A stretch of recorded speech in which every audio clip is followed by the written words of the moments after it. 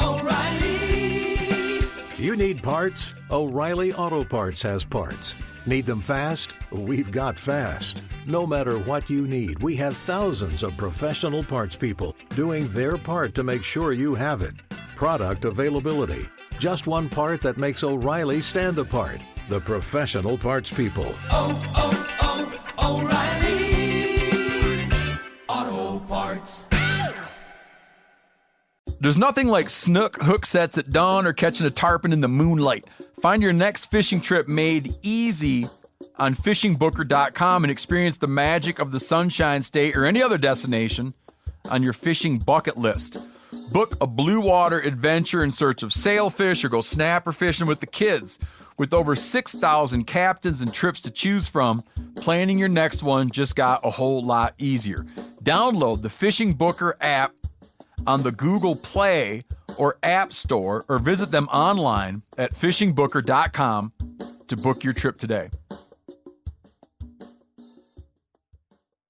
You ever get that feeling the walls closing in, the concrete jungle suffocating you? You crave some wide open spaces, the chance to connect with nature, maybe in a spot all your own. Well, head over to land.com. They've got ranches, forests, mountains, streams, you name it. Search by acreage. You can search by location. You can search by the kind of hunting and fishing you're dreaming of. Land.com. It is where the adventure begins.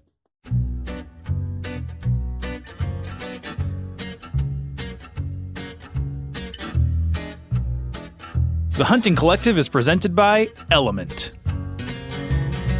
I guess I grew up on an older road. Hey everybody, and welcome to episode 146 of The Hunting Collective. I am Ben O'Brien. My voice is back to normal. Phil, how do you feel about that? Oh, I feel great, but I'm still not in the same room as you. Yeah, you still... Danielle Prewett is here. Danielle, hello. Hello. You probably don't know this, but last week I had a bit of a sore throat, a little frog in my throat, and I came into the office. I probably shouldn't have. I scared everybody, but I am COVID negative. But we're still social distancing via Squadcast to keep everybody healthy. Phil.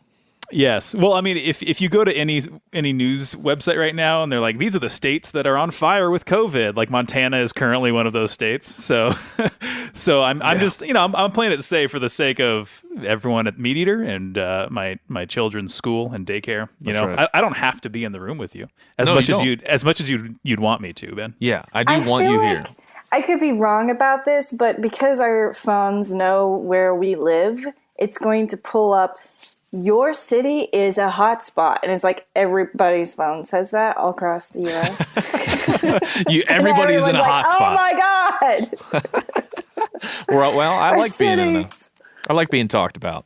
But anyway, I'm healthy. Phil, you're healthy. Danielle, I'm assuming you're healthy as well. I think so. That's awesome.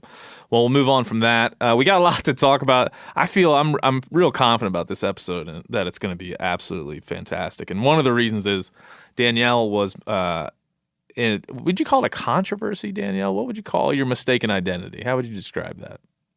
A mistaken identity? Yeah, when you were, that's what we would call it. Oh, I want to make it like, I don't know. I just want to make it seem exciting. It changed your life forever. Yeah, it was my 2 minutes of fame. I actually still have people on Instagram being like, "What are you doing fishing? You should be running for office." You should be in the governor's office of South Dakota. You should be doing something right now. Well, because Phil is such a fan of the news network that it put this video out that mistook you for the governor of South Dakota, I'll let Phil describe the video itself and the news network that carried the report, and then we'll play a little bit of it for you. No worries. Well, I don't have much of a description, but it's not a real news network. Let's just I'd like to point that out. This is just like if your grandpa's shitty Facebook memes became a news network. That's as far as I'm gonna go. You make your own interpretations. But it's an internet news network that shoots itself, like it's video, but it tries to make it look like it's from like a local news station. And I guess they just Googled woman hunter and just posted the first image. Anyway, you take That's the only way I can figure out they got my picture is just like Google woman pheasant hunting. which I am proud that I fucked up. That's awesome. Listen, good for me. You're doing good on the search engine optimization. Yeah, for sure. I worked hard on that SEO. Yeah, your SEO game is hot. I love it. So basically, what happened was it's the Next News Network, NEXT News Network, and they had from September 26, 2020. They have a video on their YouTube channel and across their social media entitled South Dakota Governor Tweets Most Epic Video Slamming CDC's Social Distancing Guidelines. Boom. They're like a right-wing, what would you call them, Phil, again? How would you describe their slant on the world? Yeah, well, like it's like if your grandpa's awful Facebook memes just were people who they don't do any actual journalism. All they do is just like scream about stuff and pretend to be a news network. Wait, how do you know this? Did you watch their other news? Yes. I've been watching a lot of their stuff, man. I've been watching a lot of their stuff. I didn't get that far. Yeah, I've been digging deep. Yeah, there's a lot of conspiracy theories. There's a lot of pro-Trumpian messaging. There's if Trumpian is a word, maybe I just made that up. There's a lot of stuff there that's interesting. Now, when I load the video on YouTube, I get an ad that a political ad, which we were talking about last week, Phil and I and Giannis, about how every political ad. I'm tired of political ads, by the way. Oh man, yeah, we were talking about how both of us watched YouTube with our kids on the TV. Yeah, and it's like I just want to pull up Baby Shark from a kid. Yeah. And it's like, let's watch some Baby Shark. And then it comes on and it's like, Steve Daines wants you to think Steve Bullock. Steve Daines wants Montana to beat China. I'm like, what? Think about that. I'm like, I don't want to think about that. Don't tell me what to do. Exactly, Ben. You don't want to. Think about that. I'm going to start saying that to my wife. I didn't do the dishes last night. Think about that. And so anyway, we got to watch that. I'm trying to watch Peanut Butter Jelly Time, the song, the Dancing Banana song with my son because he loves that. He likes to get in his underwear and dance to Peanut Butter Jelly Time. And I got to watch Steve Daines Talks Tough on China. I was like, man, give me a small break, just a tiny break, please. Anyway, I bring that up because I'm loading up the video on to play you what this Next News Network said about Danielle, and it comes up like this. To protect tax breaks for companies that ship jobs overseas. And then parentingmontana.org. Oh, that's tools nice. For your child's success. That's good. That's good for our The governor of South Dakota tweeting out an epic video slamming the CDC's social distancing guidelines. Okay, I want to pause this for a minute. There's a giant photo of Danielle in the background. There's like a 5 TV screen photo. There's this like fake news guy with a suit he bought at Kohl's. He's got a Donald Trump action figure. Banks. Jose Banks. Step it up a bit. He just bought at Kohl's. He has an action figure of Donald Trump on the desk there, and then some faux cityscape behind him that just looks awful. And then to his left, on like an 8-screen thing, is a giant picture of Danielle. And on the bottom of it says, South Dakota Governor Tweets Most Epic Video. Gary Franke reporting. He's actually reporting. And not only did they get the wrong photo, they blasted this photo as the cover of this video. And in the background on 8 giant TV screens, it's a picture of Danielle. Danielle, we're going to continue the video. Do you have any comments? I just think it's so fun. I took that picture. Actually, that was on Thanksgiving morning. I was like, I don't have like a picture of me hunting, like a profile kind of bio image. And I took that in North Dakota, which is like 3 or 4 years ago. And it's still the same bio image I use. So when I see that picture, I'm like, oh my God, really? That one? I mean, you look great. You look super excited to be out hunting. And we'll get to my favorite part here. My favorite part is when they switch from your photo to the video that the governor posted. Yeah. And it's just so obviously not the same person. I'm hoping we're being trolled, but let's continue. Let's continue the video here. We're going to show it to you in a moment. Before I do, if you're new to the Next News Network, allow me to welcome you and invite you to subscribe by tapping the red button down below. Just make sure you hit that notification bell if you subscribe. do. Before I go further, my friend Colin Plume and Noble Gold, they can help you diversify your investments. Oh, there's a commercial here for Noble Gold. They frequently update their YouTube channel where Colin's experience and astute knowledge is We're going to South skip Dakota that. Governor. Skip that. Hold on. Skip that ad. Hank Berry in for the Daily Wire reports that the South Dakota Governor Kristi Noem, the bane of those who embrace draconian social distancing measures, issued a tweet showing herself shooting along with a succinct comment. This is how we do social distancing in South Dakota. Watch. Well, now we're at the point in the video, Danielle, where there is a split screen of this anchor man and your photo outlined in a giant yellow box. This is where he's going to pitch it over to this video that was tweeted out by the South Dakota governor. Now, to describe the turn here, there's a giant photo of Danielle, and it's about to switch right to the video of Kristi Noem, almost as to like overlay the two. And that's where it just enters a new dimension of awesomeness. Here we go. And the switch. Kristi Noem, governor of South Dakota. The switch has a little in our state. And she's social distancing via pheasant hunting, and she shoots at a clearly canned rooster, and it falls. Less COVID, more hunting. That's the plan for the future. It's like someone in the other screen is like throwing a bird in the air. Yeah, and she says somebody else probably shot. Yeah, like so for example, if you've ever pheasant hunted, the birds don't wait for the camera to come on necessarily. So I'm a little suspect to it. But she says at the end, less COVID and more hunting, which. Which I think, sure, we can all agree with that, I guess. Yeah, that's not something. Yeah, that's like stating the obvious. Like, yeah, I'd love less COVID. Thanks. Less COVID, more hunting. Think about that.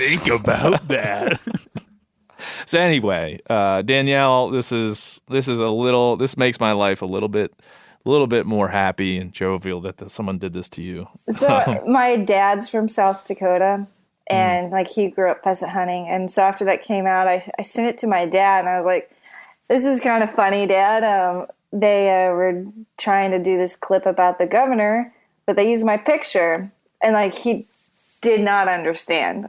And he was like, she's a good governor. I'm cool. This is great. And I was like, no, but that's me. That's my picture. He's like, yeah, that's you. And I'm like, but they're calling me her. He did not get it. I was like, all right, well, never mind, Dad.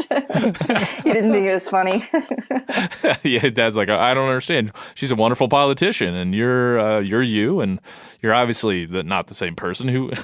He's like, what's so confusing? Ridiculous. It's so ridiculous. If they had just flashed your photo for a minute or something, but they put this giant photo of you in the background. There's no need. There's 3 more minutes left in the video. You can go and find it if you'd like to watch it. I'll post a link to it on my Instagram.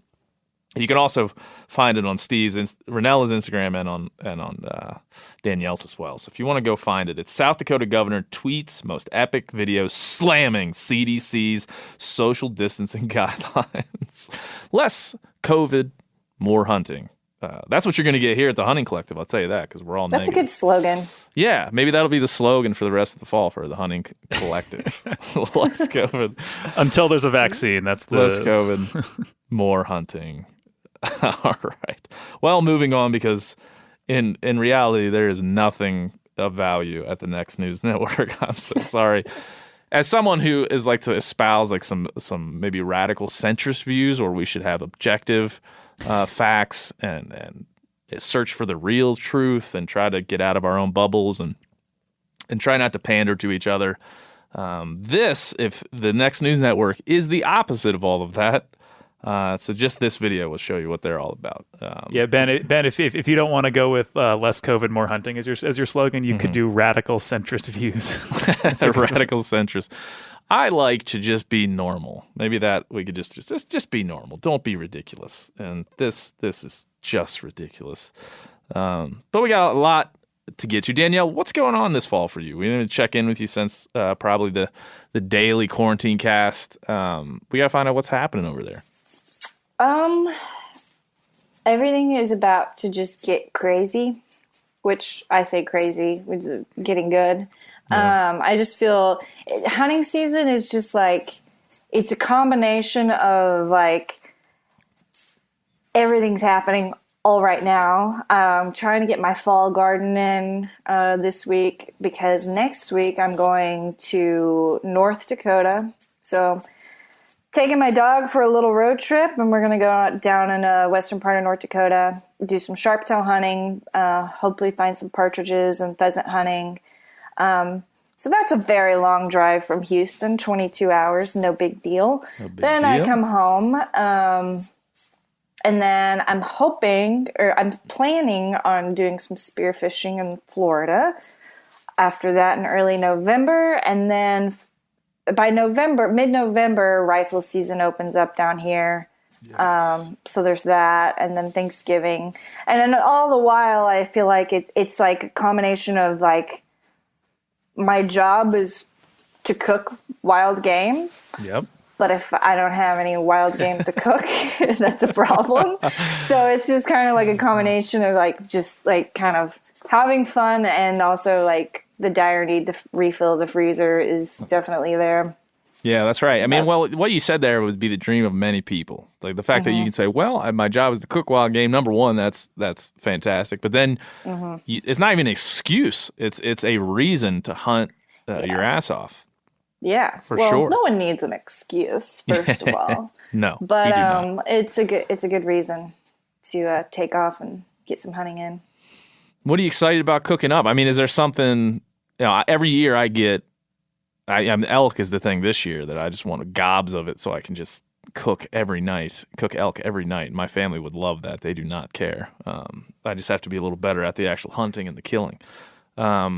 That's what I'm excited. I'm just excited about, hundreds of pounds of meat and to cook it in every way I can possibly think of and butcher it in every way I can possibly think of. Is there something that you want to try that you haven't, or is it just regular like the I fill in actually the tried freezer? a cut that I have never tried before, just the other day. So like on a big deer, you'll definitely find it on an elk and moose. If you take the neck off, you'll find these two like long roasts that line the esophagus, that kind of come apart easily off the neck. And I've had them in my freezer forever, and I've never really cooked with them before. And so I just cooked it up the other day in a new recipe. It was great. Is it on the MeatEater.com yet? Can we get Not yet. It will No, be. it's actually not going to be up for 2 weeks. We'll talk about that in a little bit about, kind of some of these hidden cuts. I mean, we have things like we call the mock tenderloin. You have so many, the eye of round. There's so many little cuts within a deer, an elk, even a moose, that they're, maybe they're hidden, but they're not really. I mean, they're right there for you if you're breaking down your own hindquarters or front shoulders. There's so much there that you could turn into steaks that you might think you want to turn into a roast or turn into There's so many steaks on a deer. Yeah. Like unbelievable. Like I struggle to have enough ground meat like I barely have any meat for like ground recipes or jerky or like any of that, because there really are so many steak cuts that people don't utilize. That's right. We would talk about that in a little bit, because I think that's something, we're working on a super secret project that we won't talk about here in specifics, but a secret project that'll help everybody with this, hopefully. And there was a bit of a controversy internally about what to call things inside of the deer, but we'll get to that here toward the end of the show. Next. Now, I have an obsession right now, and it is something that I sent for both of you to watch. I've watched it maybe 1,000 times in the last week. It is sublime. It has gotten me through some tough days. It is everything that I needed in my life. Now, Phil, you have watched this video, have you not? Oh, yes, I have.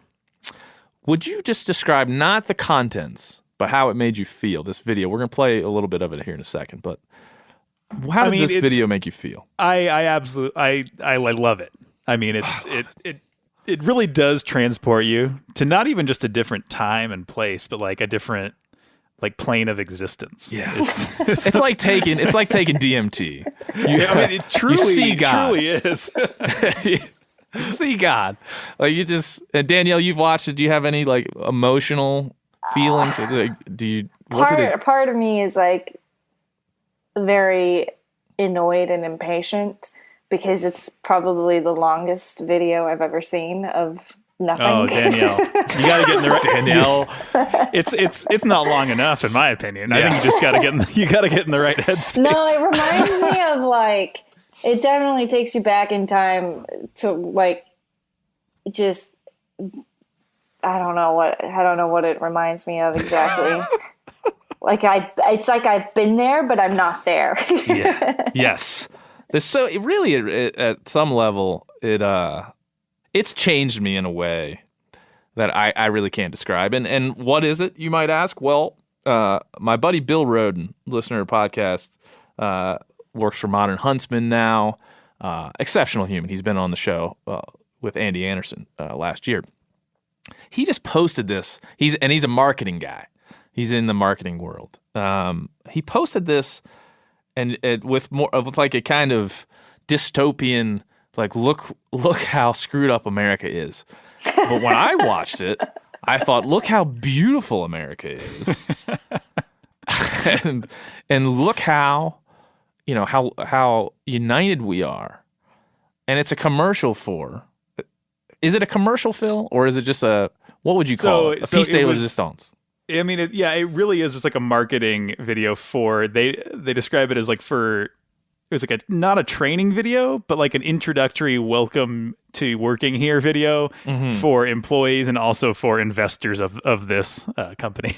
Now, before we get started, it's entitled, it's a YouTube video entitled Sizzler Promotional Commercial 1991. So we'll if you want to Google that or go to YouTube and search it out, we'll let you in and we'll pause for a moment so you can watch it. And we're back. Danielle, have you ever been to a Sizzler? No, in fact, I thought that was either a very old Las Vegas casino buffet or Golden Corral.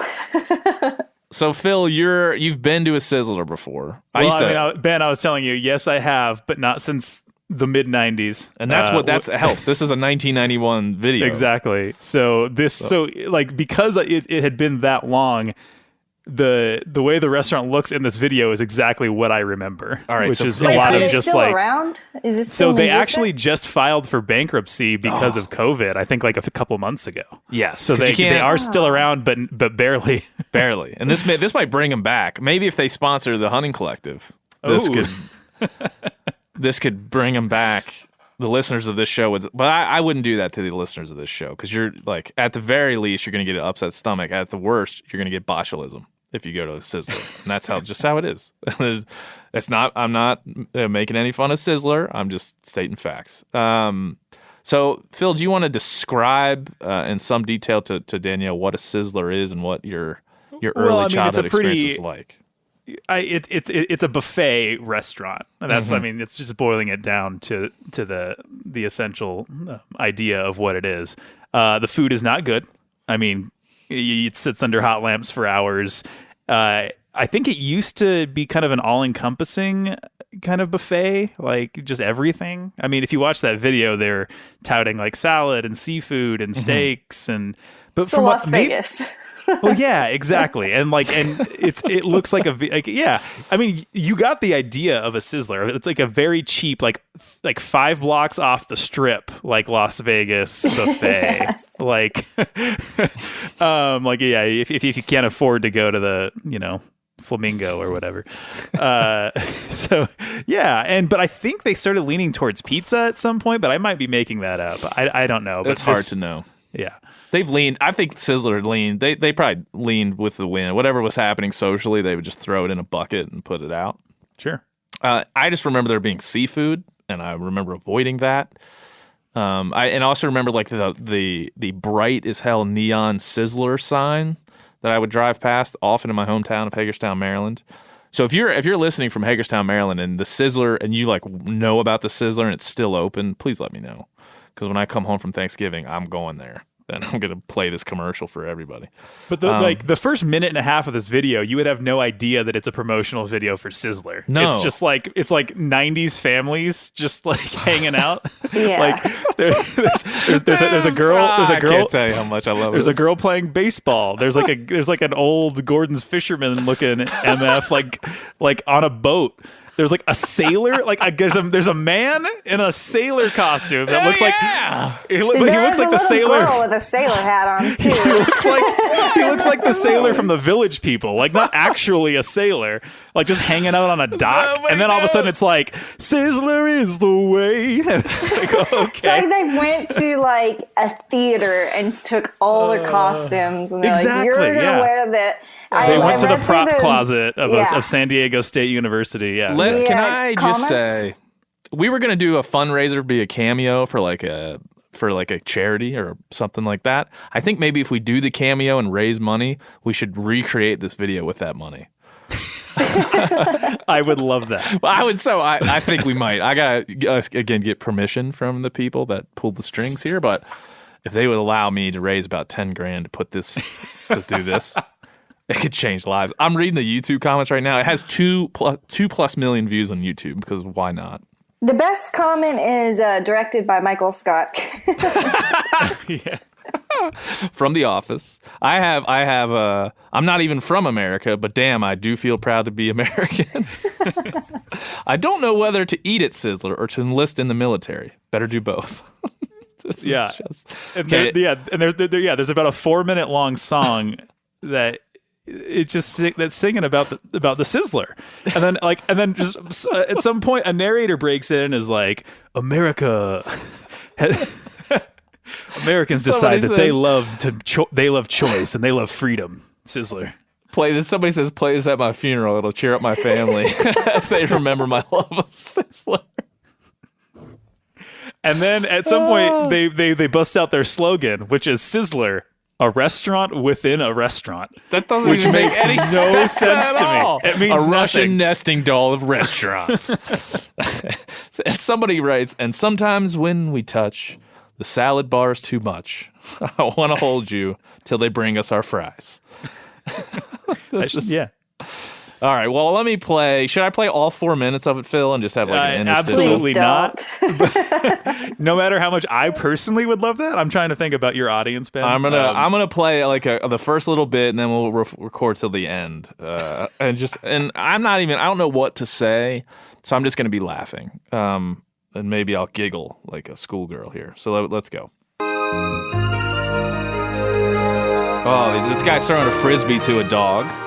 And that dog catches it with such beauty. There's a guy in a construction hat looking at you creepily, half smiling. There's a little girl in a tree with a baseball bat for some reason. You don't play baseball in trees, little girl. There's the Gordon's Fisherman man. Seagulls in the background. Oh man. A little girl in a sailor hat riding her bike on a dock. Yeah. Oh, that little girl got out of the tree and hit a baseball. Oh, must be a good one. She's excited. She jumped in the air. Slow motion. Half of this video is in very bad-looking slow motion, too, which is another great part. Oh, Sizzler. Oh, this guy puts his cowboy hat on another lady. Oh, all right. I'm going to play the end now. I can't. There's nothing I can do. Sizzler is the one that brings us choices, is probably the new slogan of this podcast. Phil, any commentary before we continue? No. I mean, I said something before we started recording, which was this is the last thing you see before you die, and I honestly hope it is, because that would be incredible. All right, well, let's close it out here. We're going to start with the two sailors kissing and then looking weirdly at the camera and then continuing on with the kissing. They are kissing, making. They're like smooching, like hi. They're making out, and then they look and they see the camera, and then continue making out, as if they know where this video is gonna be. There goes the kiss.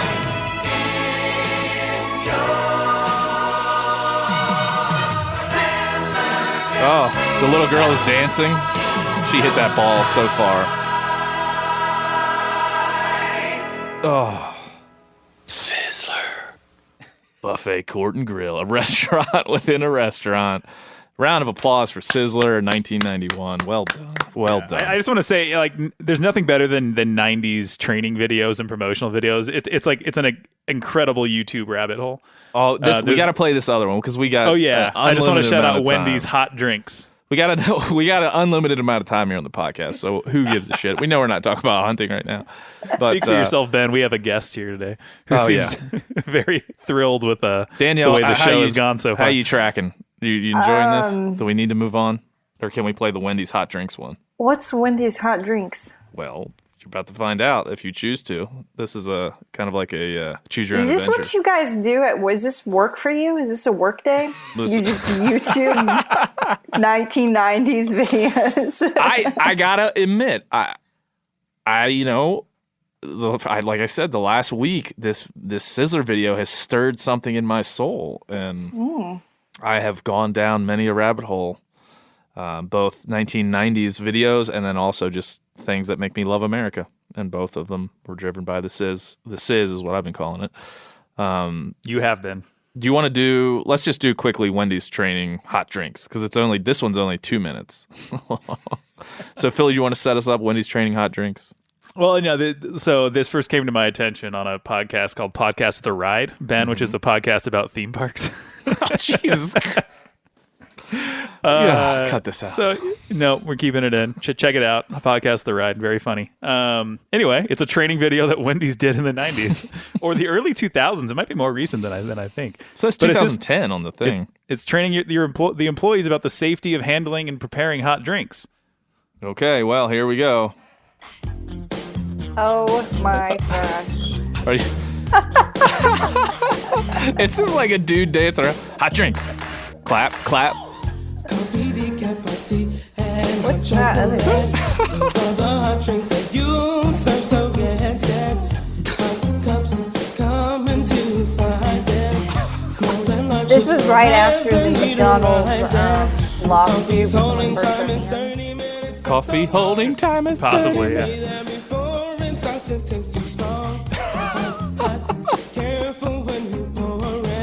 All right, I don't know. Hot, be careful when you pour it.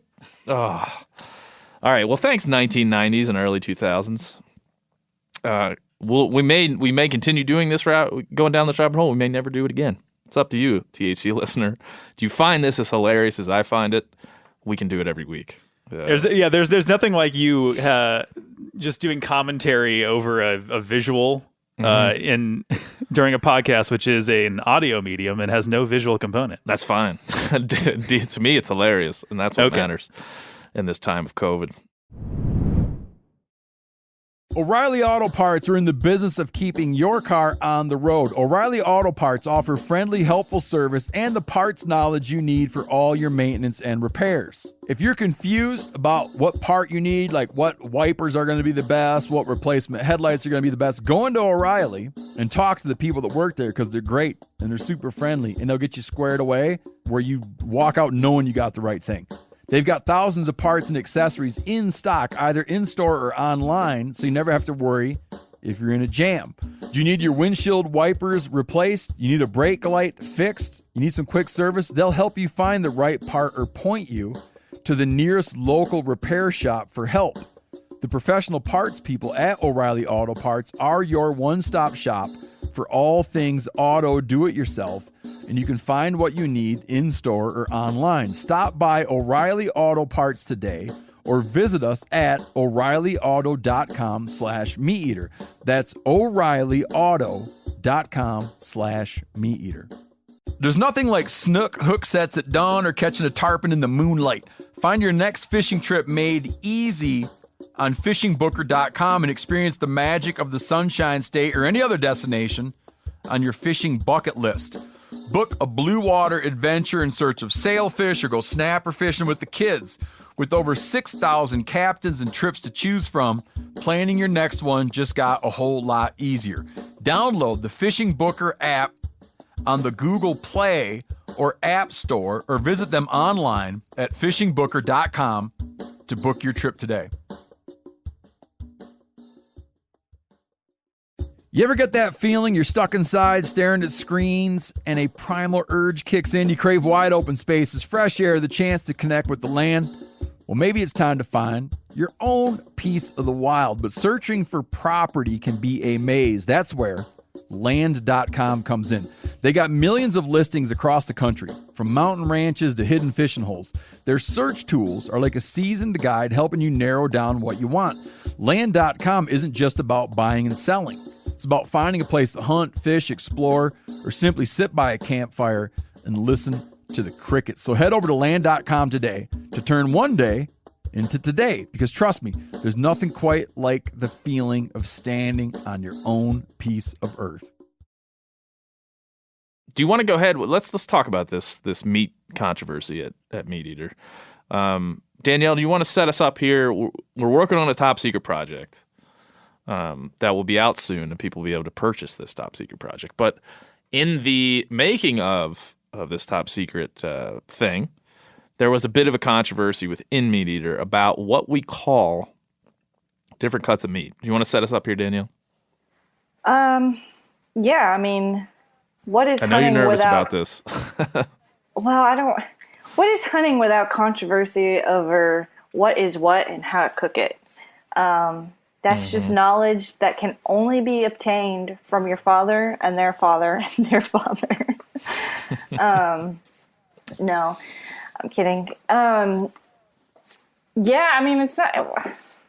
Yeah, so we have this project about cuts of meat and where they are located. And I actually learned to clean a deer before really ever shooting anything, just because Travis was always bringing it home. And I wanted to learn everything about processing. And so I just thought it was super fun, and I nerded out on meat processing, mostly because I wanted to control everything from the cooking perspective, knowing exactly what I'm cooking. And so I kind of went down a rabbit hole of butchering, and it's something that I really enjoy doing. So I have my own terms for certain things, which I believe to be correct. And then there's other people with other terms that they believe to be correct. And that's okay. It is okay. I was telling you before we hit record. I mean, I like a good debate. And as you were saying, there's nothing like hunting to kind of have different names for the same concept, or different ways of describing pretty much the exact same thing, because it's such a regional pursuit. It's such a thing that has different traditions, different ways of looking at things. I certainly personally worked for a butcher, an Amish butcher in Pennsylvania when I was in my teens. Whoa. And I learned a lot of things that were more like a commercial butcher method. So as I start to butcher my own animals years later, I realized what I was doing there was to get the most meat off the animal and do it as quickly as possible. So it wasn't necessarily like the way you would do it at home. It was just get that sucker done. We weren't oogling the sirloin tip versus the shank. We were just getting that meat off, getting it on the table, getting it wrapped up. So there's that perspective too. A professional butcher may look at these things just a bit differently, just based on what the customer might be expecting. And the names are just names. I don't think they're that important. I think the thing you should be concerned with, I say, if I were to really generalize how to cook a deer, there are only two ways: hot and fast, or low and slow. So you're either working with a really tough cut or you're working with a really tender cut. And so that's the dilemma. Well, which is which? And honestly, if you look at a deer and you're like, I really don't know what's what, one thing that I used to do is I would try to after it's been quartered and everything, I would process it and bag it inside the house, and I would have a little skillet. I would cut a piece off of it, throw it in the skillet and salt and pepper, and eat it. I'm like, yep, that's a steak, just right steak. Nope, that's tough. That's a hamburger. Yeah, that's it's it sounds stupid, but it's really the best way for someone to learn what cuts what. Yeah, and there's certain do something like that. There's certain other methods that when you have kind of a full arsenal of cooking methods and cooking, equipment at your disposal that you can do that certainly aren't available if you don't have that equipment or those methods. Sous vide is a big one that's been popularized. I don't know what we'd say, Danielle, in the last 5 years. I don't know. It's certainly much more popular than it was a decade ago. It's been around forever. I think it was just that they were able to make a model small enough and cheap enough for the home user about 8 years ago or so. Yeah, so that's been popularized, one, because there's a market for it now, and two, it's a great and easy way to cook tough cuts or steaks to whatever temperature you want. So there's sous vide, and then, I've said this on the show before, we'll continue to say it, having a commercial meat slicer at my house has been a game changer beyond any other piece of equipment that I have, and a smoker at my house as well. So that this transformed, as we'll get into some of the cuts and maybe some of the different things we might call them, some of the tougher cuts turn into a nice thinly sliced steak. My kid loves it. My wife loves it. After we slow smoke it and slice it up thin, something that I might turn into hamburger or put in the crock pot years ago now is a nice thinly sliced rare steak that they can pull apart with their hands. It's got great flavor. So that's been a big change in my house. Is there anything you can think of like that has changed your ability to deal with these different cuts over time, Danielle? I'm about to write an article about this, but when I first started butchering, I just assumed got to get all the silver skin off. And I can't tell you how many hours I spent processing meat because I thought I had to get every single piece of silver skin off. And today, they're obviously on a backstrap, tenderloin, certain steak cuts, I do clean all of that off. Everything else, screw it. Leave it all on there. Stop spending so much time trimming up the unwanted pieces, because when you braise it and slow cook it, it does tenderize, and it gives you sort of what you're missing in a fatty cut. If you think about eating something that's really rich and fatty, what you're getting out of it, with something lean, having all that connective tissue dissolve creates this silkiness to whatever you're eating, and it gives you the same mouthfeel as if you were eating something really fatty. So I've just kind of gotten to this point where I'm I don't really trim silver skin anymore. Which is exactly why is osso buco so good. There's tons of, you're never going to clean all that off. You just leave it on there. There's huge tendons in there. Also the bone, there is fat in there, marrow, but that's what makes that such a awesome cut when you braise it. And so that's something I've been doing in recent years, is just stop wasting time doing all that. You do the work. You think about a sirloin tip, as we'll get into kind of what is that called and what other people call it. If you think about the sirloin tip, and we'll get into what that exactly is if you're not aware, but it's a tender meat, but it's got tendons inside of it, and it's got a lot of so normally you wouldn't cut it like a steak, but as I was saying, I can cook a sirloin tip like a slow smoke and slice it to and it pulls apart around those tendons in a beautiful way. And so there's also a lot of flavor there. I actually like to keep it as a steak, and I don't cut any of those tendons out. And I just the meat falls apart after you cook it off the tendon easily. But there's always a fatty flavor, a juiciness to it. It's I feel like I'm eating a ribeye from a deer.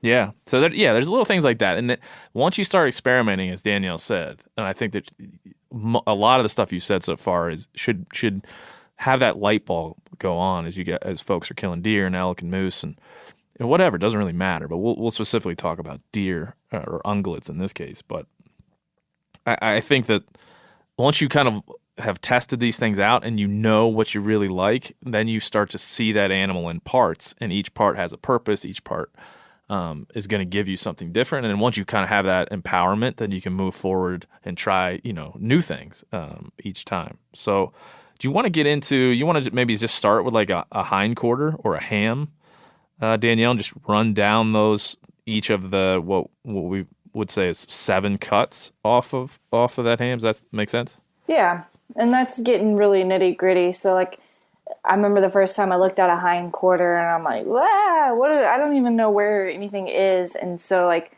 first thing you do is like the whole thing is going to be wrapped in a sheath. So you do need to like trim that outer part of silver skin just so you can see what you're looking at. And then all of a sudden you'll realize with your hands, you don't even need a knife. You can separate all those muscles into 7 different big groups of muscles. Yeah, they call that blunt dissection. And you just take your hands and pull it away. It's perfect. It's almost like a jigsaw puzzle that you can separate. Yeah, exactly. Yeah, so I'll just start with sirloin tip. I call it sirloin tip. Some people just say sirloin. It's the quad of the deer, right above the kneecap, and that's the one that you were saying you like to roast. Mm-hmm. It's a really good roast. Like if you want to bake it, roast it like as a prime rib, you could do that. Slow smoke it. I just cut it into thick steaks and grill it. And then the bottom round. It's football shaped too. Yeah. I like that we've written that here. I always tell people that like it comes when you take it off the bone. It has that that bone where you remove it from the bone. There's a spot in the meat where you can see obviously that you have to fold it down over to make that football shape. Mm-hmm. So it's also great to take some butcher's twine or whatever, twine that sucker up and freeze it that way, wrap it and freeze it that way, because then you can just throw it right into the smoker like that, or right into the sous vide, or right into the crock pot, and it makes a real nice, it's almost like if you were at the Sizzler and they had that, where they would have that red heat lamp fill over like the roast, and you would go and they would slice it for you. It's almost like that. It's very similar to that. Incredible. Yeah, I just wanted you to be involved in the conversation. So just picture that heat lamp, the dude at the heat lamp, like cutting the roast beef. Okay, but is there a 7-year-old who just comes up to the heat lamp bar and just like sneezes all over everything? Yeah, that's happening. That's happening. And he's wearing a saler hat. And in the back, awesome. And he's playing baseball too. Yeah, he was in a tree with a baseball bat at the beginning of this. So that was a girl, by the way. Yeah, it was. I thought it was a boy at first, but then I saw the ponytail behind. I didn't know what to think. I can't wait to. Just as an aside, I really try to title these episodes the best I can. I can't wait to title this one because I got a real The Sizzler? Yeah, the Sizzler video that changed our lives, all of our lives, forever. So continuing on with this hindquarter, I think that, again, the sirloin tip is something, I don't know, do you think, Danielle, that most people grind this up that aren't really read in? I don't know what people do with it. The first time I saw that, I thought it was, technically, just like your quad, it is 3 muscles combined into one. Mm-hmm. And so I was like, wow, you really have to cut. Now you got to dissect this. Like, I spent forever processing meat because I thought you had to dissect everything out like that. Yeah. But I don't know what people do with it. Yeah, it's not. It doesn't have it's a good question. Because if you ask somebody, they're like, well, what's the sirloin tip? I do this. And you're like, you're actually talking about a different cut. Yeah, I think that's important. I think I've always called it the sirloin tip because I just think no matter what anybody calls it, that's the best description for it because it is at the tip of the bone, and so it makes the most sense. But it's a great roast, smoke it whole. You can slice it into steaks, as we said. All of that works. And you can also grind it up if you want, but that's boring. So moving on. Don't grind it. Don't grind it. Don't grind it, you idiots. Don't grind it. I was trying to be nice. No, don't do it. Everyone, summer rolls around and everyone's like, what you got on the grill? I might cook a steak. Like, we ran out of those. I'm like, well, that's why. You've been eating them as hamburger the entire fall. Idiots. We should do a whole podcast where we just yell at people about how they're using their meat. I really wanted to do a YouTube cooking video like that. You just yell at them, like, idiots. Yeah. What are you doing? Not like Gordon Ramsay yelling, but like. Well, I'm sure, maybe. I don't think I have the power to act like Gordon Ramsay. I think you do. I mean, you get enough. You've probably read enough Instagram comments of people critiquing what you do that you got a little angst build up, right? Sometimes. Okay. Well, I try to let it go. That's enough. So do I. So outside round, bottom round. I've called this the bottom round always.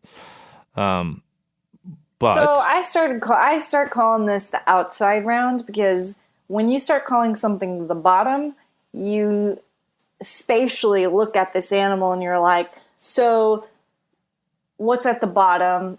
Like, mm-hmm. I know what you mean. Because there's another cut that's called top round, and it's on the opposite side of the leg. It's not above it. So that's why I now call it outside round.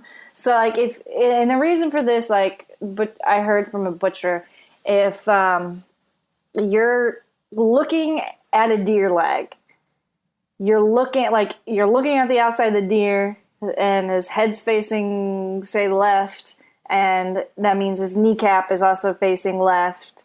You're looking at the outside of the deer. Mm-hmm. When they were butchering it, they lay the deer flat on the table with that outside laying down on the bottom of the table. So you're now starting, because you want to take the femur out, and you have to flip it over to the inside of the leg to get to the femur.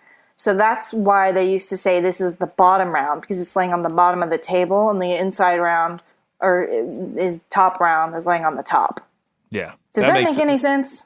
It makes total sense. You kind of have to see it, but you have, the tibia that comes up into the shank, the femur that goes into the ham itself, are the main two bones you're working around. Then you have the ball joint. If you've done it right, you've kind of separated the hip at the ball joint. So then you have the femur.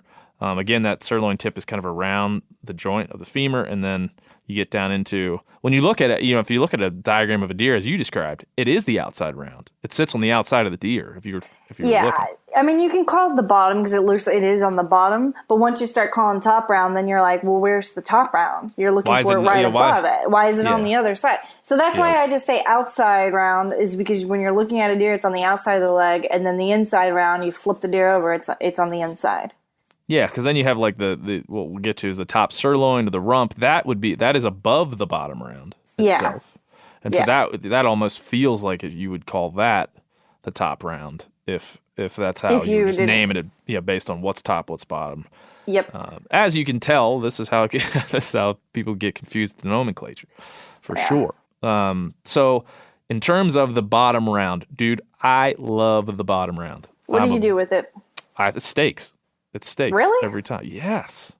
You don't cut it into steaks? No, that's my roast. It's got such a long grain line that it makes the best carnitas, barbacoa, pulled meat. That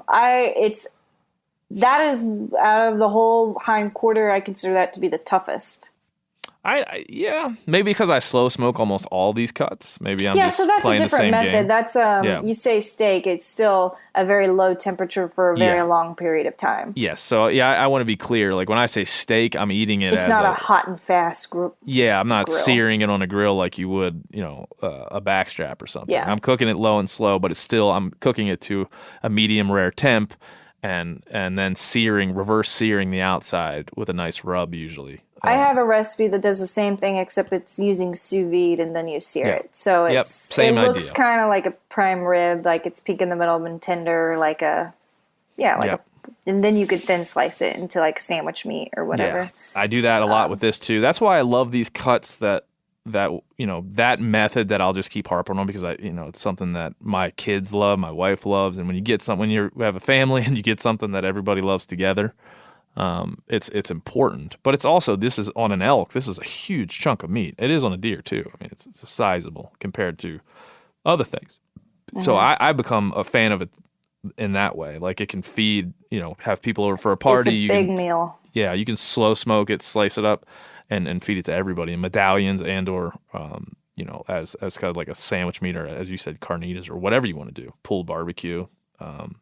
I think a lot of people use this cut for jerky. I'm almost sure, and ground it a lot too. Yeah. So it's a good cut of meat. I wouldn't, no matter what you call it, I wouldn't ignore it. So let's talk about the inside round, which is like on the inside of the leg. This is like one of my favorites, steak cuts. You could cut it really thickly, like cutting it against the grain. So again, like these are all have like long grain lines, so you want to cut it perpendicular to that.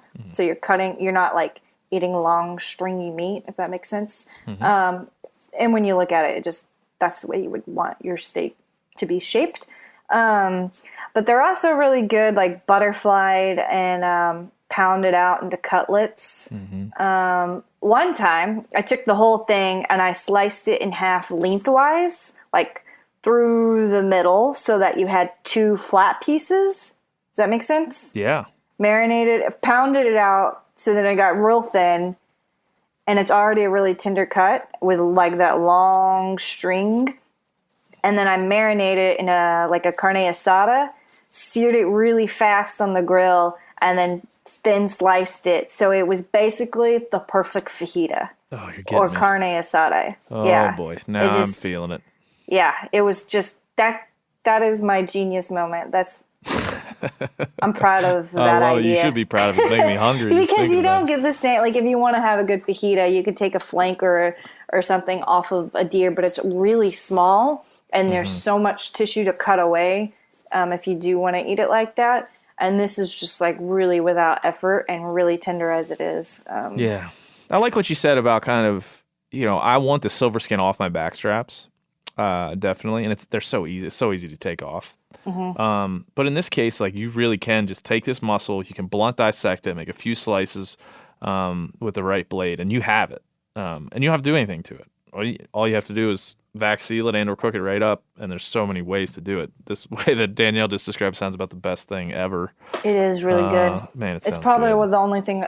I think you can get so many other steaks off a deer in different ways that you don't get like the same. Like the reason why a fajita is so good is it's a long grain, and after you cook it, you cut it against the grain. So like when you have a piece of meat, it's like all these tiny little shreds that just like string apart. You know what I mean? So like it's and this is the only cut that I've found that can really replicate it. Yeah, this is the most important. Well, not the most important, but one of the most important cuts where when I was a kid or even when I was at the butcher, this would get ground up along with some of these other cuts we've already talked about. Again, like it's very empowering to hear this from you, Danielle, and then for people to know like this is an important thing. Get it, savor it. You get so much you can do with it. I've sliced it into steaks and froze just those round steaks before. I cooked it whole and sliced it.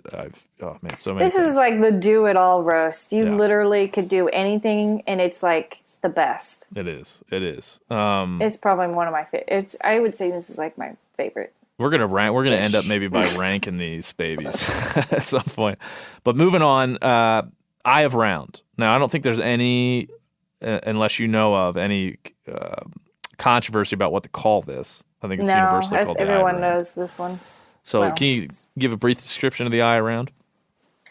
A cylindrical, I'm like reading from this document. That's good. A small cylindrical muscle running between the top and bottom round. Sometimes called the hidden tenderloin. And we have everything wants to be a tenderloin, doesn't it? The mock tenderloin, the hidden tenderloin. Everything is trying to be what the tenderloin is.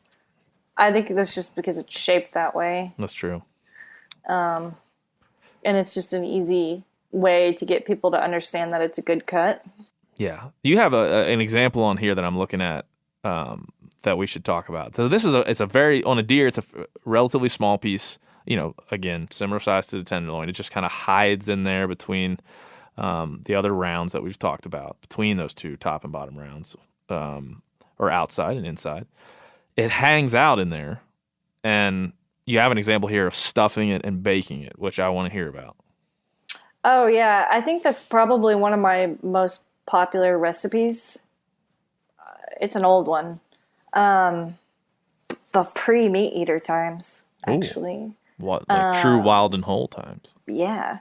You basically brown a bunch of mushrooms with like garlic, onion, and I like to throw a splash of whiskey or cognac in there, or bourbon, something like that, and some thyme. And then you kind of reduce that down. And like your mushrooms got to be chopped up real small. Mm-hmm. So after your mushrooms are cooked, you slice open the eye of round and stuff it and then truss it. And then in the same skillet as the mushrooms. You sear it on one side, flip it, and then put it in the oven to finish cooking. Oh boy. It's really good. Phil, what are you feeling right now? Because I'm assuming you've finished your hunter safety by now. Don't tell me. Go ahead and assume that. Don't give me the answer. But like, this is about to be the world that you're in. This delicious. Are you excited? Are you? Dare I say, How does it titillated? stack up to the Sizzler? Yeah. What do you like? Well, that remains to be seen, Danielle. I've got pretty high standards, so. I mean, it all sounds incredible. I just, I've been in a very once the nights start getting cool and it's like, oh, it's fall. It's time for fall. Mm-hmm. Is it my not body cool there? does like, oh no, it definitely is. So I'm just I'm ready for a bunch of fall recipes and stocks and meats and spices. This all sounds mouthwatering. I got just the recipe for you. Please. Oh, man. We're going. I just want to make sure this is as a prospective new hunter, Phil, that this is getting you. This is interesting to you. I mean, yeah, this is it. This is what's going to get me right here. Okay. Well, if Eric Hall, if you're listening, what's your number, Phil? Daniel won't know what we're talking about, but are you up to like a 7? Sure. This, Danielle, is Phil's excitement number for his first 1 out of 10. How excited he is to go hunting for the first time this fall with me. Maybe we'll come to Texas and then we'll drive over to your place. 7? That's yeah. a little low. Get on him. He's been way lower than that. Get on him, Danielle. Phil. Do you ever think when someone says your name, when I hear Phil, I think of Bill Murray in Groundhog Day. Phil. Sorry. Do you know what I'm talking about? Yeah, I do. It's the who's that actor? Yeah. Hey, moving back to the deer leg. Sorry. That we were talking about. No, that was my fault because I saw Phil's face. He looked like he was into it, but I'm just concerned because at this point we really need him to raise that number. You need to be a 10. Yeah. And he's fighting it. He definitely is fighting it. And he for sure. Yeah. He doesn't want to be a 10 because he doesn't want me to be right about this. I feel. But when he kills its first deer, he's gonna be like, "You were right. This is awesome." Yep. Nope. You're building it up. Doing a bad job, Ben. Thanks, man. We'll move quickly through these last 3 because I feel like a MeatEater, because of Callahan and Ranella, we've kind of like, we've loved the shank. The shank is a kind of a known commodity because of those guys. But the top sirloin or the rump is a different story. Danielle, tell us about that thing. That one is the one that people most commonly cut way too much off because they're trying to cut it from the top. Or I assume most people are cutting it from the top. No, you're probably cutting it from the hip joint on the inside. And if you keep cutting up, you cut through like that piece of meat that kind of rolls over onto the top of the hip. You know what I'm talking about? I do. Yep. It's easily, it's like easy to accidentally not get it all. Yeah, I'll say this. Like these next 2, we might as well just talk about these next 2 kind of as a combo: the tri-tip and the top sirloin. Yeah, that top sirloin, I've always thought of it as a tougher cut. And actually, just recently, I cooked it as a steak, and I thought it was really good. Yeah. I wouldn't say it was as good as a backstrap or tenderloin, but it was great. And then, like, the tri-tip is literally, like, this weird little, like, it's almost a tenderloin shape, but it's clearly in a triangle. Comes to a point. And it's really small, and it's really easy to miss. You can grind it, take it, stew, whatever you want to do with it. But if you take the time to cut away all the silver skin on the outside, it is you can treat it like a steak. Yeah, so if you're thinking about kind of where is this, it's above. If you're looking at the outside of a deer's ham, it's above the sirloin tip, up toward the hip, and that top sirloin and the tri-tip are kind of sit next to each other. It's like attached to the sirloin tip. Yep. And that I think that's why people usually just trim it as you're cutting that sirloin tip around. You're just kind of trimming it and you forget, and it becomes this like extra meat laying on the table. And and it's easy. They're not as much definition in those muscle groups as there is with some of the larger ones. So again, these are super great to have, but they're also easy to just kind of put in the trim pile. As you're doing this, I always like to do like one hindquarter and then move to the other hindquarter immediately. So like you have that like memory of, I just did this on this side, now do it on the other. And then those small pieces, freeze them together, like freeze the two eye rounds together. Yeah. So that you can actually have an appropriate meal instead of like having all these like random bags of stuff. That's a whole nother podcast. How do you freeze these and know what they're going to be used for later on? O'Reilly Auto Parts are in the business of keeping your car on the road. O'Reilly Auto Parts offer friendly, helpful service and the parts knowledge you need for all your maintenance and repairs. If you're confused about what part you need, like what wipers are going to be the best, what replacement headlights are going to be the best, go into O'Reilly and talk to the people that work there because they're great and they're super friendly and they'll get you squared away where you walk out knowing you got the right thing. They've got thousands of parts and accessories in stock, either in-store or online, so you never have to worry if you're in a jam. Do you need your windshield wipers replaced? You need a brake light fixed? You need some quick service? They'll help you find the right part or point you to the nearest local repair shop for help. The professional parts people at O'Reilly Auto Parts are your one-stop shop for all things auto do-it-yourself, and you can find what you need in-store or online. Stop by O'Reilly Auto Parts today or visit us at O'ReillyAuto.com/MeatEater. That's O'ReillyAuto.com/MeatEater. There's nothing like snook hook sets at dawn or catching a tarpon in the moonlight. Find your next fishing trip made easy on fishingbooker.com and experience the magic of the Sunshine State or any other destination on your fishing bucket list. Book a blue water adventure in search of sailfish or go snapper fishing with the kids. With over 6,000 captains and trips to choose from, planning your next one just got a whole lot easier. Download the Fishing Booker app on the Google Play or App Store or visit them online at fishingbooker.com to book your trip today. You ever get that feeling you're stuck inside staring at screens and a primal urge kicks in? You crave wide open spaces, fresh air, the chance to connect with the land.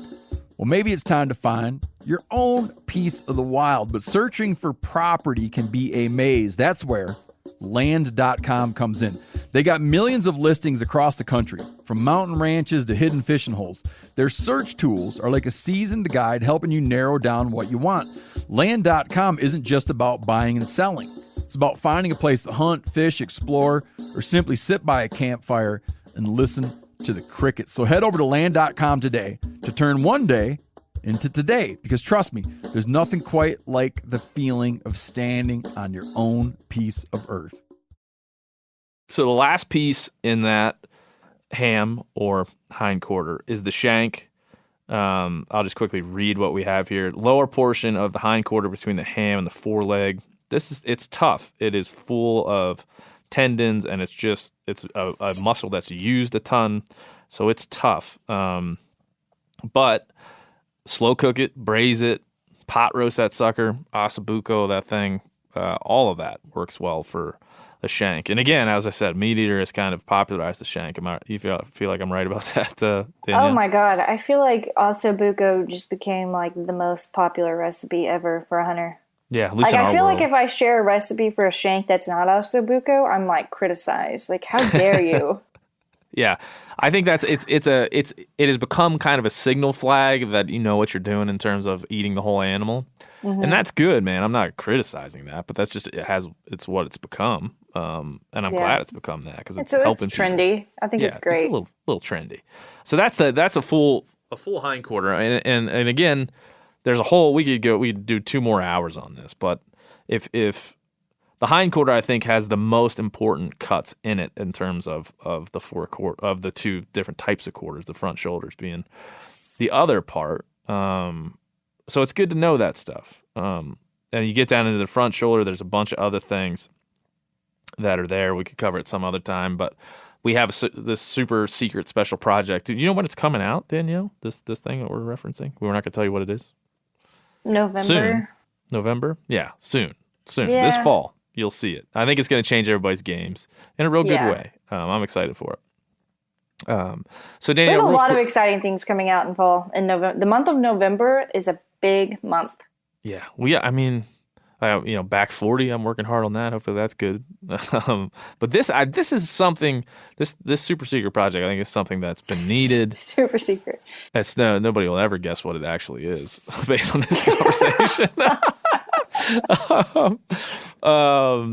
Is important, man. Hopefully it's in your garages, at everybody's garages, because it needs to be, or wherever you're butchering your game at.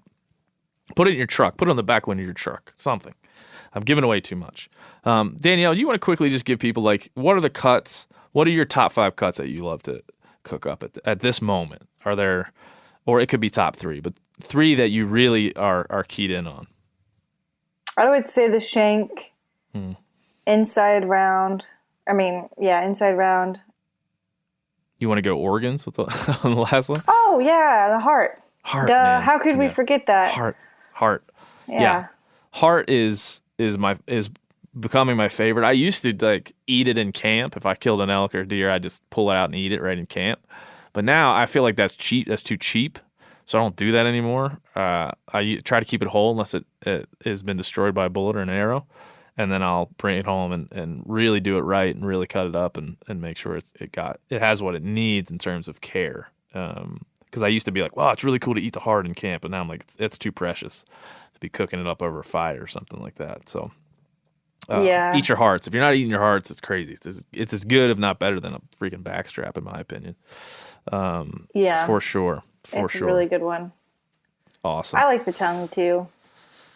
I know me and Ryan Callahan were talking about elk tongue recently. I've certainly cooked tongue, but it's not something that I think about too much. You want to give people a spiel on the eating the tongue of a deer or an elk, something like that? I like to refer to the texture as being bouncy. Oh. And it's really high in fat, which is awesome. It's just a pain. If you're a deer hunter, you're like, but look at this tongue, it's so small. Like, I have to boil it, peel the skin, all that work for that little bit of meat. So I understand that it's easily dismissed. I don't blame anybody for like not wanting to put that much trouble in it. But if you really like food and you're like, it's something you got to try and experience. Like, why would you not want to try it? It's just baffling. Yeah.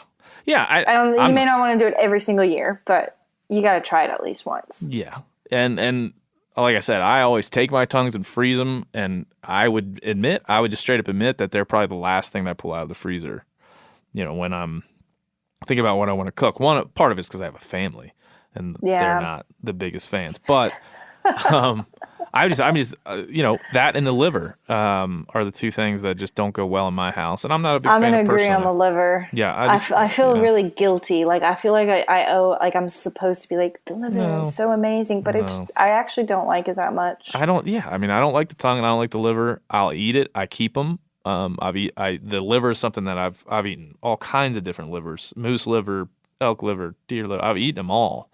It's just grainy and sometimes not pleasant. And so it is what it is. I don't want to hide from that and act like that I don't have a preference. I do have a preference. I think everybody out there should have your preferences, what you like and don't like. That doesn't mean you leave the stuff you don't like in the woods. It just means that you need to understand what those things are and cook appropriately. You know what's a good way of doing liver? I do like eating the liver from birds. But if you're like not really sure about it, if you're not like into liver and onions, chop it up. Like, you can add it into like sausages, and like literally it's a good way to increase expand how much meat you have. Adding it to a sausage, because you're not going to like taste it, or it's not going to change anything. Well, I challenge you to make a tongue and liver sausage. like a spicy tongue and liver sausage. Like just blend it with the rest of your stew meat. You'll never even know it's there, and then you're just getting that much more meat. Yeah, that's a great point. As we become I definitely eat the whole animal guy, and I know that we all strive for that, and it's it's an important conversation to kind of talk about the things you don't like and what to do with them, because that's going to happen to almost everybody. So Danielle, before we let you go, we talked about this a little bit. I want to kind of have a real conversation around a topic that I feel like I don't want to pander to you because you're a woman on my podcast. Like, we got to talk about women in hunting. But I do want to talk about it a little bit because I think you have a real good perspective on it. And the reason I do want to talk about it because there was an article in Outside Magazine that I was featured in and you were interviewed for that focused a lot on Instagram as kind of this core the core demo for women hunters, or like the core example of how you suss out, who's legit and who isn't, or something in that nature. And that, the article was what it was. You guys can go read this article in Outside Magazine and have your own opinions. We don't need to talk about that. But, you have a strong and popular Instagram account. You're a woman who's relatively new to hunting in comparison to some of us. So I think it's important to talk about. And you had a comment before we hit record that I'd love for you to repeat if you don't mind, in terms of how you feel there's a duality in how you feel about representing women and also just wanting to go hunting. Yeah. I feel as if because I work for the incredible company of MeatEater, and I am the only female on the editorial team, and I feel as if I have a voice. And I feel as if I owe it to other women to represent the other females in the industry and make them feel inclusive, or I don't. That's the thing. I don't know. I don't know what my job is. I don't know. And that's the thing is my opinions about the female. I have some opinions about women in hunting and some of the problems we have and blah blah blah, but they're just not something that I really like to dwell or talk about, because I just don't want to create a problem when there's not a problem there. We all can state the obvious, that we want a diverse landscape of people that are bringing different perspectives, different religions, ideologies, genders to the table here, races, creeds, all that stuff. I think that's what we all desire. I certainly want you, Danielle, to look into the hunting community and see yourself represented in terms of the others around you in the way that you want to see that. So if that's diversity, then I'm all for that. I don't want to, as you said, I personally don't want to make a bigger deal about this because it seems like we're just pandering a little bit. I think what you do is way, way more important than what you say in this case. And I was specifically talking about you in this. What you do, what you just said over the last hour, is as important as anything you might say specifically on the topic of women in hunting. Yeah, I mean, that's why I hunt. That's why I'm here, and that's why I work for MeatEater, is because I get to help other people enjoy their food, and I think food is a connection for new hunters. And I just want people to enjoy their meat at home. That's my job. And I don't want my Instagram platform to become I just don't want it to be about that. I've learned that some of the things, the issues that I have had, that I've run into, that I have been offended by, I realize that they're not really about me, and I'm taking things personally. And that's not what the issue is. And once I kind of let that go, I don't have any issues.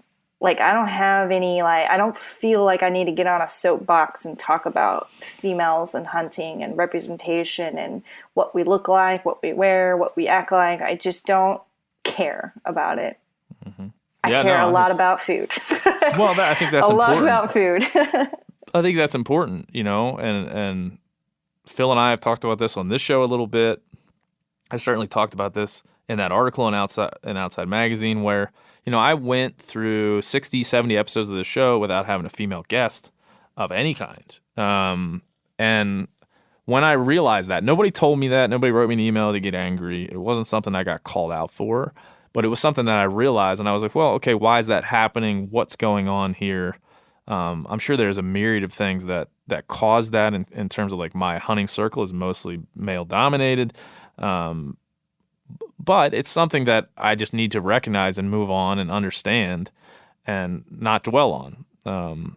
And certainly we had a conversation with Jess Johnson about that, and then moving on, it's something I recognize within our community. So I'm with you. I really want everyone out there to know, if you are a woman or a man and you feel like you want to speak up on this issue, please do. We're not telling you not to do that. Please speak out and speak your mind. But I just thought it was interesting, your perspective. And like I said, my perspective is I don't have a perspective. Yeah, but I think that's it. I think that's an important thing. I just don't think the other things really matter. Because what it boils down to, what I look like, what I act like, I mean, there are some inclusivity issues. Like when I moved to Texas from North Dakota, hunting in a public land setting versus Texas, which is private land, you have to be invited to go on a private land hunt. And my husband was getting invited left and right, and I never got to go. And so I got really offended by that. And then I realized this isn't about me. It has nothing to do with me. It's just about changing the dynamic, and I completely understand it. And I don't necessarily like it, but it is what it is. And I'm kind of a go-getter person that if I want to go hunting, then I need to make that happen. And I'm not going to sit around and wait for that to be handed to me. And so that's kind of where I left it. And that's why I don't really... I just don't dwell on the subject, because I just think there are bigger topics, more important topics. I'm with you. Like I said, there's an interesting duality to this. We want to recognize it, but we also have other things that we're passionate about.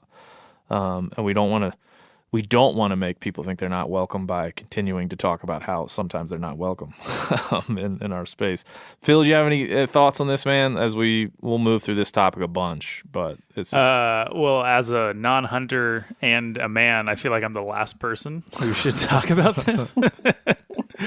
But I mean, I think it's just you can't say that you we want more women in hunting, we want more people of color in hunting, and then when they put themselves out there on social media or in any way, and then you criticize them for not doing it correctly or something like that, that's like a no-go. Like, you can't. I've got I hate it when I see that. I think that's just I think that's tough.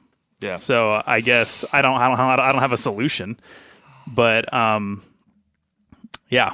That was a very non-statement from me, man, I guess. It's a problem that really doesn't have a direct solution. I think that when we're talking about these things, that's the issue, I think, in our culturally outside of the hunting community, when we talk about ending racism or ending sexism. It's a problem that doesn't have a direct solution. We can feel around in the dark and certainly make progress. So not saying that we shouldn't actively try to find these solutions, but we know there's not one thing we can do to fix this, especially within the hunting space. Yeah, but just not letting it. I think people take things really personally, way too much, and when you really let that go, then these issues aren't really issues at all. Yeah. Well, that's a good place to leave it. I've got some rants and things in mind that I definitely would love to lay out there, but I'll save you guys that this week. But I do think really the ultimate example is what Danielle's talking about. I love that sentiment that I'm not going to sit here and dwell on the things that I can't change. I want to, those are the things that break those barriers down anyway. It's not critical conversations about the issues. It's actually the actions and the passion of people that end up really being the thing to move those barriers aside anyhow. So there's a strange dichotomy in that way. Well, Danielle, we're going to let you go. And, well, man, we're going to check in again. This is fun. Once this super secret project launches, we'll have you back on. We'll go through the entire animal in about a 4-hour podcast.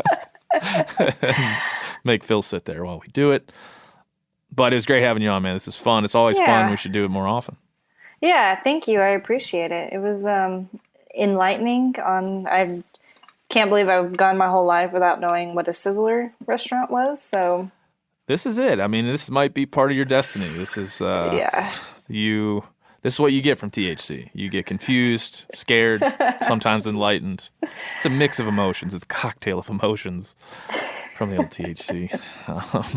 But we'll see you next time, Danielle. Thanks so much. Enjoy. We need to get the South Dakota governor to call you up, and you guys need to go hunting together. And hopefully they'll cover it on the next news network. Hopefully they'll cover that so they can see these two people at the same place. And then put the wrong woman on the cover again. Yeah, just put Jennifer Aniston on there in an orange hat. Whatever, it doesn't matter. It's a woman. They all look the same. Come on. All right, Danielle, see you. Thank you so much for spending some time with us. Bye. Bye.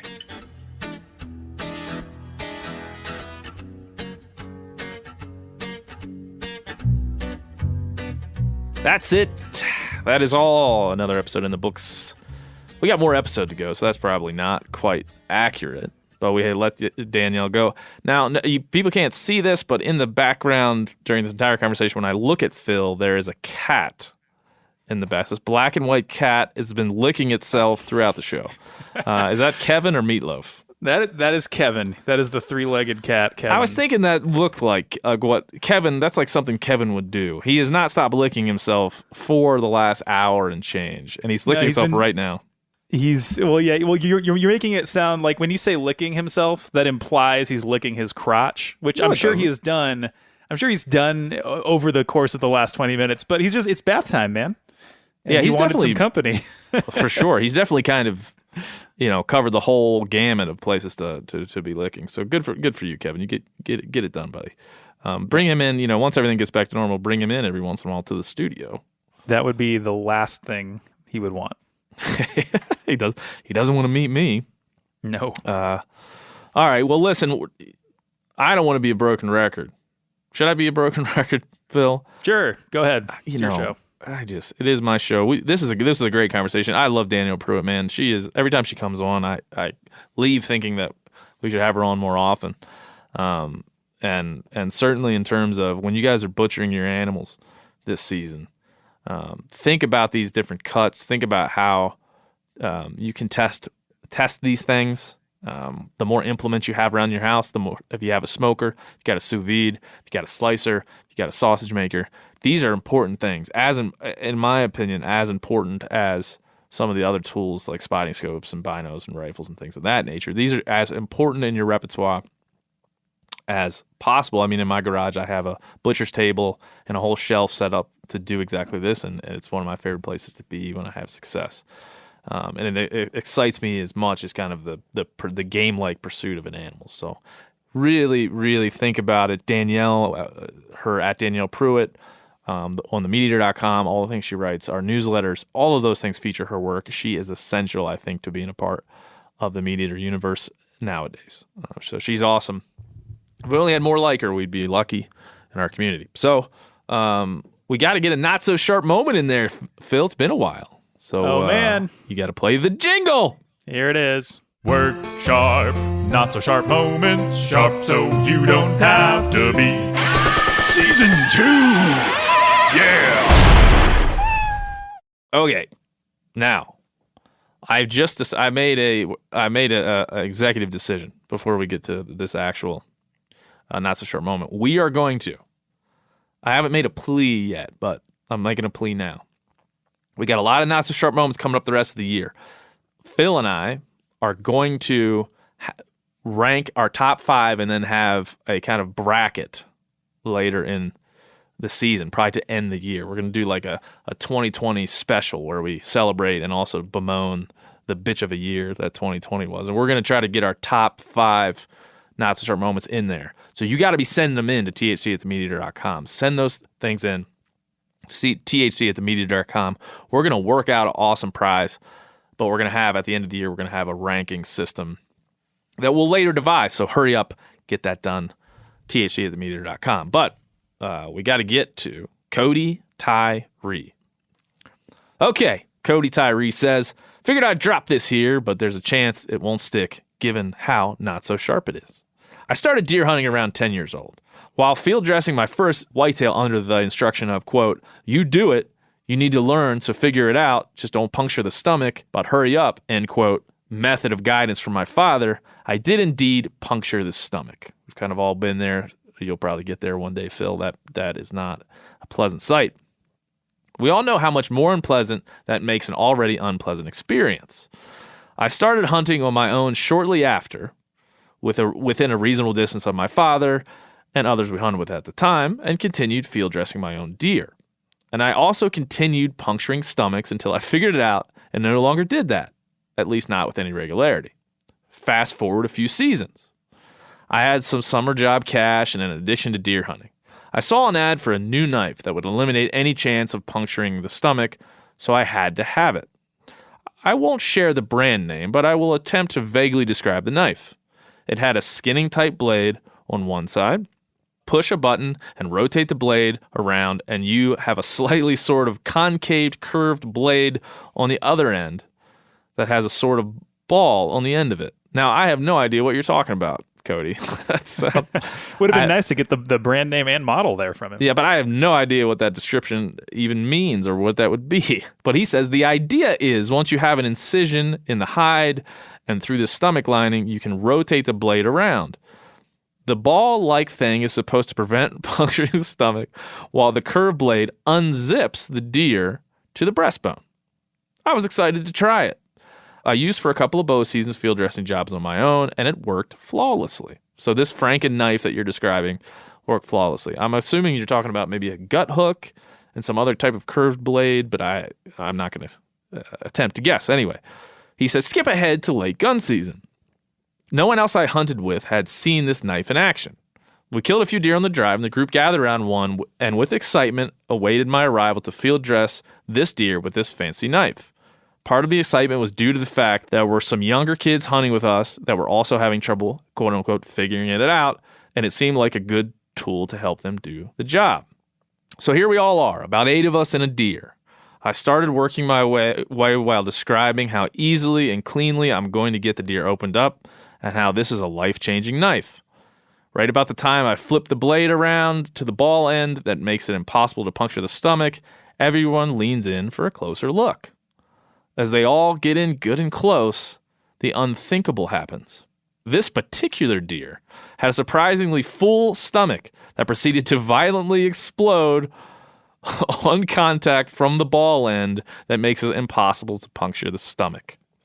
It punctured the stomach in a way none of us had ever experienced. Most of us were covered in exploding stomach content spray. This is one of my favorites. After the vomiting, we all had quite a laugh. This is like the scene from Alien. This is not. That was the last time I ever used that knife.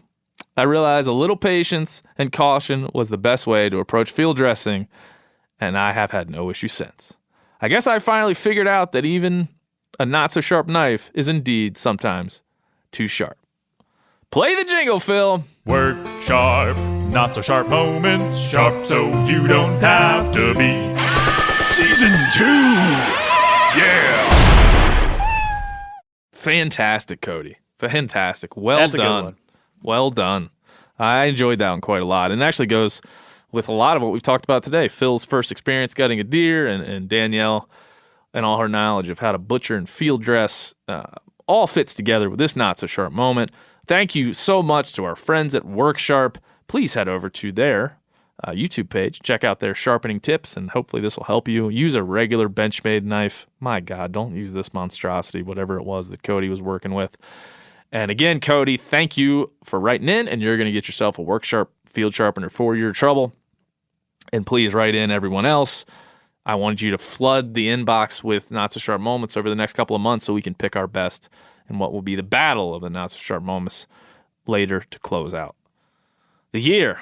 All right, Phil, anything else? Kevin has relaxed. His tail is flipping. He seems to have licked his entire body at this point. Oh, yeah, he's all clean. Now his body is slowly turning all of that hair into a ball that he will cough up shortly. Yep, as is the becoming the slogan of this last couple of months. We're still working on the Paul Bashir episode. It's going to be really great. Don't worry, we got you. It'll be fun. I'm probably just going to stop priming the pump with these guests until we actually have them fully lined up and the audio correct. So my mistake. I'm not perfect. Even though I've been trying to be perfect 146 different times. Phil, any final comments after today? Any final reviews of this episode? No, but I mean, just like it's fall now. It's October. Yes. The winds are changing. That means I'm thinking about food a lot more. I am thinking about. So it's good to have Danielle. Thanks, Danielle. My wife made some deer chili over the weekend, and she put like sweet potato chunks in it, and we put it over rice with some like cheese and sour cream and a little chipotle. Here's one that you might not know. Okay. They have a chipotle Tabasco, but also a chipotle. It's a chipotle flavor, and you're gonna love it. So you try that. You bring that with you in the backcountry. That's my hot tip for this week. That's enough rambling on. We will see you next week, episode 147, bright and early on Tuesday. Say bye, Phil. Goodbye. Too long, 'cause I can't go a week without doing wrong. Oh, without doing wrong. Without doing wrong. Oh, without doing wrong. Drinking in heaven.